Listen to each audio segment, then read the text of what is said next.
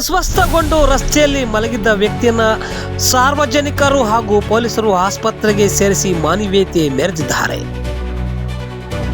ಪ್ರಿಯ ವೀಕ್ಷಕರೇ, ಚಳ್ಳಕೆರೆ ಹಾಗೂ ಪರಶುರಾಂಪುರ ಮುಖ್ಯ ರಸ್ತೆಯ ಪುರ್ಲಿಹಳ್ಳಿ ಸಮೀಪ ಸುಮಾರು 75 ವರ್ಷ ಕಾಟಪಟ್ಟಿ ಗೋಲರಹಟ್ಟಿಯ ಬಾನಪ್ಪ ಎನ್ನುವರು ದುರಬ್ಬರು ಅಸ್ವಸ್ಥರಾಗಿ ಮುಖ್ಯ ರಸ್ತೆಯ ಮಧ್ಯೆ ಮಲಗಿದ್ದನ್ನು ಕಂಡು ಬಸವರಾಜ್ ಹಾಗೂ ಸಾರ್ವಜನಿಕರು ಪರಶುರಾಂಪುರ 112 ಹೊಯ್ಸಳ ಪೊಲೀಸರಿಗೆ ಮಾಹಿತಿ ನೀಡಿದಾಗ ಸ್ಥಳಕ್ಕೆ ಬಂದ 112 ಪೊಲೀಸ್ ಸಿಬ್ಬಂದಿ ನಾಗೇಂದ್ರ ಹಾಗೂ ಬಂಗಾರಪ್ಪ ನಿಯಂತ್ರಣಗೊಂಡಿದ್ದ ಬಾನಪ್ಪನನ್ನು ಆಂಬುಲೆನ್ಸ್ ಮೂಲಕ ಪರಶುರಾಂಪುರ ಸಾರ್ವಜನಿಕ ಆಸ್ಪತ್ರೆಗೆ ದಾಖಲಿಸಿ ಚಿಕಿತ್ಸೆ ಕೊಡಿಸಿದ್ದಾರೆ.